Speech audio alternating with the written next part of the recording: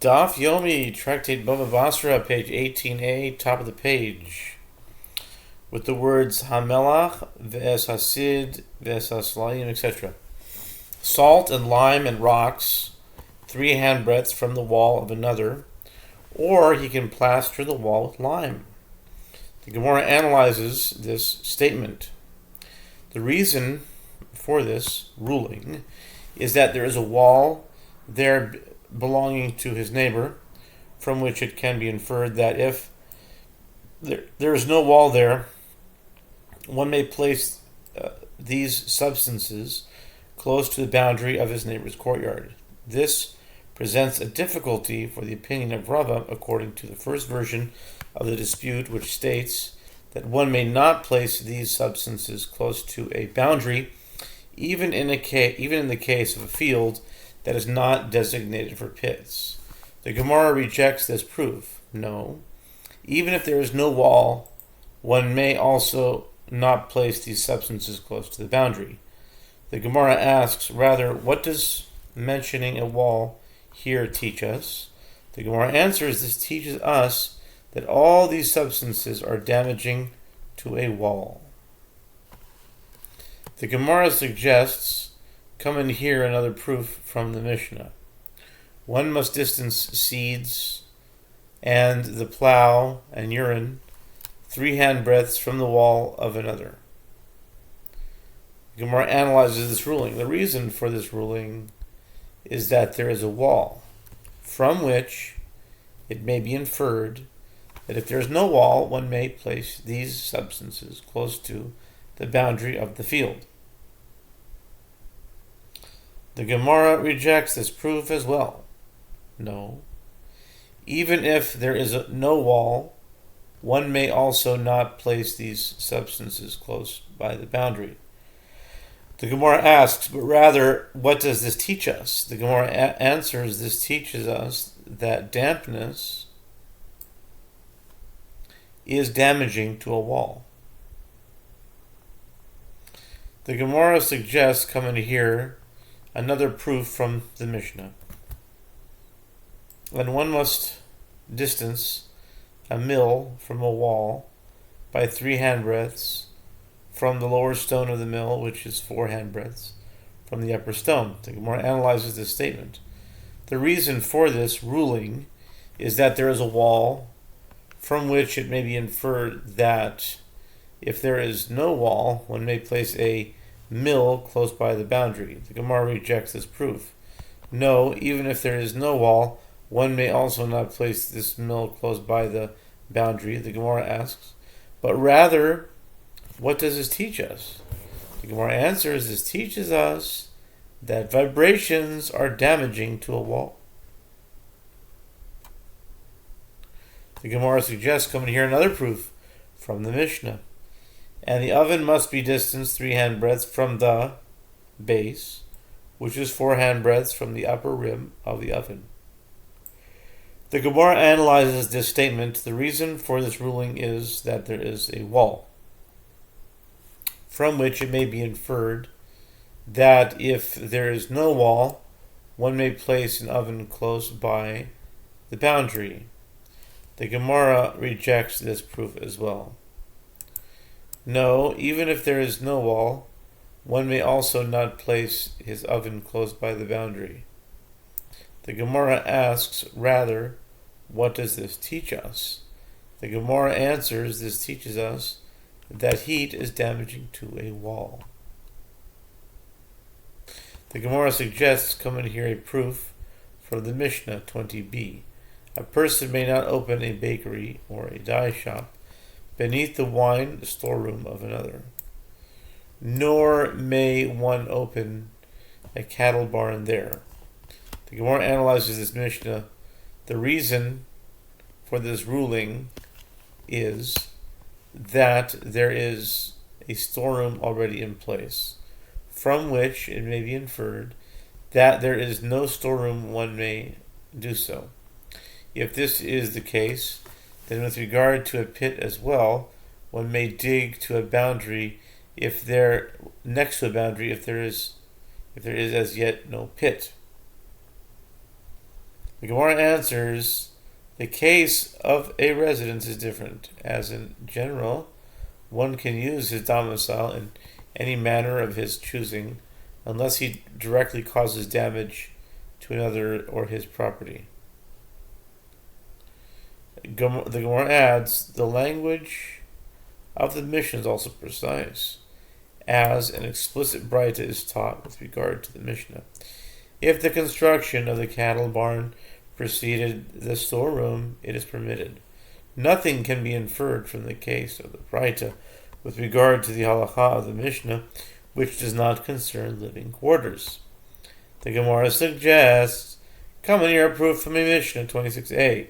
A person may not plant a tree close to another's field unless he distances it 4 cubits from his neighbor. And it is taught with regard to this Mishnah, the 4 cubits of which the sages spoke are to enable the work of the vineyard.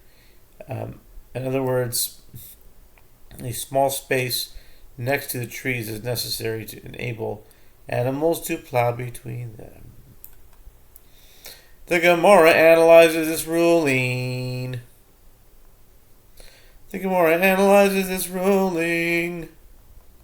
Wow. Let's do it. The reason this distance is required is due to the work of the vineyard, from which it may be inferred that if not for the problem due to the work of the vineyard, it would be permitted for one to plant his tree close to the boundary, and apparently this is the halakha, even though there are roots of the tree that damage his neighbor's field. The Gemara answers, with what are we dealing here?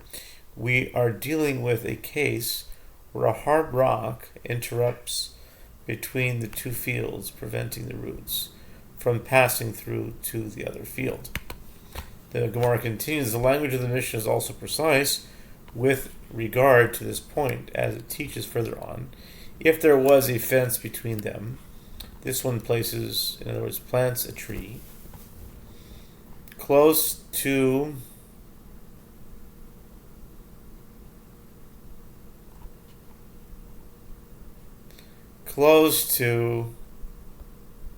the fence from here,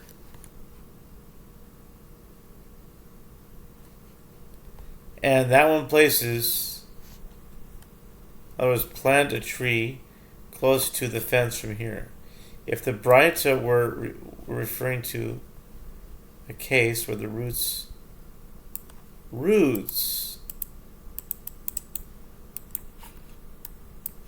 I didn't think about that. How about root? E-root? E-root? Fruit.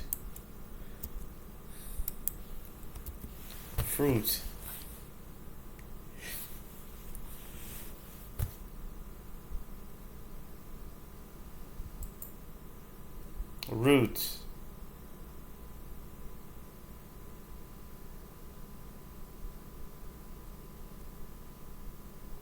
Rootif. How about ear-root? Rootea. If roots should travel across, how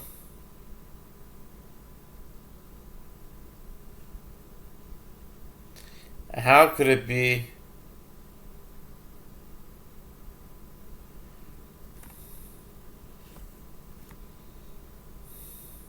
permitted for both neighbors to plant their trees alongside each other?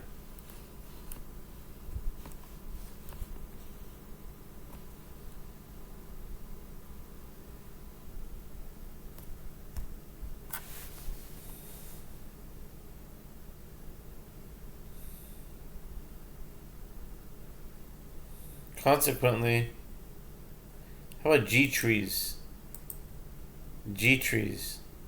Let's see. G trees. Good trees. That's a good one. Gematria trees.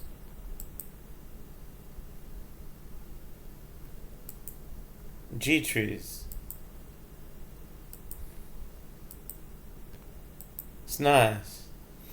Where the roots could travel across, how could it be permitted for both neighbors to plant their trees along each other?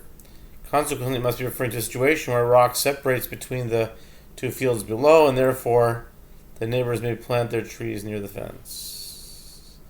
The Gemara responds, if so, say the last clause of that Mishnah. If the roots of the tree extended into the field of another, the neighbor may cut them off to a depth of 3 handbreadths so that they do not impede the plow. The Gemara asks, but if a rock interrupts between the two fields and forms a barrier, what are these roots doing there? In other words, how did they get there? Gemara answers, this is what the Tana of the Mishnah is saying. And if there is no rock and the roots of the tree extended into the field of another, the neighbor may cut them off to a depth of 3 handbreadths so that they do not impede the plow. The Gemara suggests, come here, proof from a Mishnah, one may distance a tree 25 cubits from a cistern. The Gemara analyzes this halakha. The reason for this ruling is that there is a cistern from which it may be inferred that if there is no cistern, one may place, in other words, plant his tree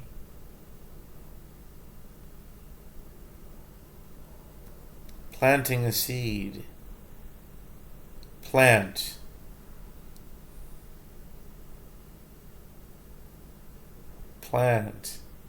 His tree close to another's field. The Gemara answers, no. Even when there is no cistern, one may also not place it close to the neighbor's field. And by mentioning a cistern, the Tana of the Mishnah teaches us this, that the roots of a tree extend and damage the cistern up to a distance of 25 cubits away. The Gemara asks, if so, say the last clause of that Mishnah. And if the tree preceded the cistern, one is not required to cut down the tree.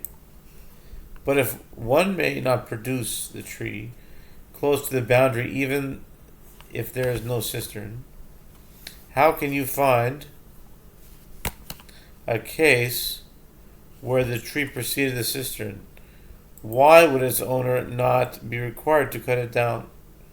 The Gemara answers, this is, as Rav Papa says, with regard to a similar matter, that it is referring to a buyer who purchases part of a field. So too here is referring to a buyer, in other words, a field contained a cistern, a tree alongside each other, and the owner sold the part of the field containing the cistern.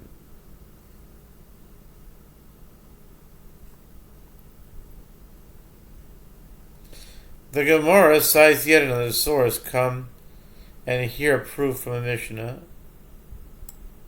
25a. One must distance the water in which flax is steeped from vegetables growing in a neighbor's field, and one must distance leeks from onions growing in a neighbor's field, and one must likewise distance mustard from bees that are in a neighbor's field. The Gemara analyzes this statement. The reason is that there are vegetables present from which it may be inferred that if there are no vegetables, one may place the water close to the neighbor's field. The Gemara rejects this opinion. No. Even if there are no vegetables, one may also not place the water to the neighbor's field. And the Tana teaches us that these items mentioned in that Mishnah are harmful to each other. The Gemara responds, if so, say that the last clause of that Mishnah, Rabbi Yossi, renders it permitted to plant near the neighbor's bees in the case of mustard. As explained in the Braita, this is because he can say to the owner of the bees, just as you say to me, keep your mustard away from my bees. I can say to you, keep your bees away from my mustard, as they come and eat my mustard plants. In other words, you are damaging my property as well.